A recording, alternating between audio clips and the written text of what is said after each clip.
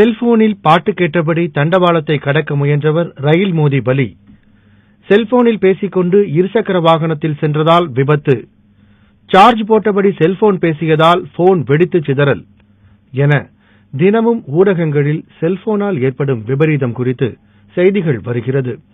அதன் ஒரு பகுதிதான் வேளச்சேரியில் வடமாநில வாலிபர் உயிரிழந்ததும். செல்போனுக்கு சார்ஜ் போட்ட நிலையில் காதில் ஹெட்செட் மாட்டிக்கொண்டு பாட்டு கேட்ட பில்லோ ரியாங் என்ற வாலிபரின் உடலில் மின்சாரம் பாய்ந்ததால் அவர் உறக்கத்திலேயே உயிரை இழந்தார். சார்ஜ் போட்டபடி போனை பயன்படுத்துவதால் ஏற்படும் விளைவுகள்தான் என்ன விளக்குகிறார் நரம்பியல் துறை டாக்டர் லட்சுமி நரசிம்மன். இப்போ சார்ஜ் போட்டுக்கிட்டே காதுல இயர்போன்ஸ் வச்சுக்கிட்டு ஒரு பாட்டு கேட்டுட்டே இருக்கும்போது என்ன ஆகும்னா, ஒரு குறிப்பிட்ட லெவல்ல டிஷ்யூ ஹீட் அதிகமாயிட்டே இருக்கும்.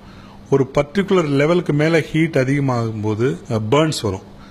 ரெண்டாவது, அதே கரண்ட் இன்னும் கொஞ்சம் அதிகமாச்சுன்னா அங்க இருக்கிற திசுக்கள்லாம் இறந்து போய் அதுல இருந்து ரத்த கசிவோ இல்ல ரத்தத்து மூலமா அந்த கரண்ட் ஸ்ப்ரெட் ஆச்சுன்னா கார்டியக் அரெஸ்டோ இல்ல நரம்புகள்லாம் பாதிச்சு சில சமயம் இந்த கரண்ட் தண்டுவடம் மூளை முதலிய இடத்துக்கெல்லாம் கூட போகலாம். சார்ஜை போட்டுக்கிட்டு பேசுறதோ, சார்ஜை போட்டுட்டு பாட்டு கேட்டுட்டு அதை பத்தி மறந்துடுறதோ, படுக்கைக்கு பக்கத்திலேயே வச்சுட்டு சார்ஜை போட்டுட்டு அதை பத்தி மறந்துடுறதோ, ஈவன் தோ அது மில்லி ஆம்ப்ஸ்ல இருக்கக்கூடிய கரண்டா இருந்தாலும் கரண்ட்டை ஜாகிரதையா ஹேண்டில் பண்ணாதான் உயிரிழப்பெல்லாம் இல்லாம தடுக்கலாம். முடிந்த அளவு தரமான சார்ஜர்களை பயன்படுத்துவதோடு அதிக நேரம் போனுக்கு சார்ஜ் போடுவதை தவிர்க்க வேண்டும் என்கிறார் செல்போன் பழுது நீக்குபவர். Original battery original charger use பண்ணா கூட அப்படியே சார்ஜர் போட்டுட்டு விட்டுறாதீங்க. கரெக்டா ஒரு 95% மேல எந்த போனுக்கும் சார்ஜர் போடக்கூடாது. அதே மாதிரி ஒரு 20 கீழவும் விடாதீங்க.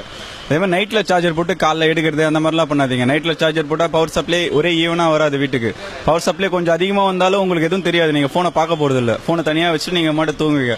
சப்ளை ஆயிடுச்சுன்னா பல்ஜ் ஆயிடும். பேட்டரி பல்ஜ் ஆயிடுச்சுன்னா உடனே வெடிச்சிடும். அதே மாதிரி பவர் பேங்க்லாம் மோஸ்ட்லி யூஸ் பண்ணும்போது ஒரு சேஃப்டிக்கு இப்போ கால் பண்ணோம்னா ஒரு 10 நிமிஷம் போடுறீங்களா பவர் பேங்க்ல சார்ஜ், அதோட நிறுத்திங்க. போட்டு அப்படியே பேக்ல விட்டு ஃபுல் பண்றவங்க போட்டுறது, பவர் பேங்க பாக்கெட்ல போட்டுறது, ஜீன்ஸ்ல போட்டு தொட பக்கத்துல டைட்டா வச்சுட்டு போகாதீங்க. அதுல ஹீட் ஒரே ஈவனாலாம் வராது. பவர் பேங்க் பவர் சப்ளை கொஞ்சம் அதிகமா போனா கூட ஓவர் ஹீட் ஆயிடும். எல்லாம் லித்தியம் பேட்டரி.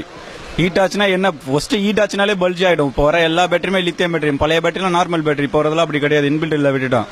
அதனால முடிஞ்ச அளவுக்கு சேஃப்டியா யூஸ் பண்ணுங்க. தொழில்நுட்ப வளர்ச்சி ஒரு பக்கம் பிரமிக்க வைத்தாலும் அதனால் ஏற்படும் விளைவுகளை அறியாமல் செய்யும் செயல்கள் பேராபத்தை ஏற்படுத்தும் என்பது அனைவரும் உணர வேண்டும்.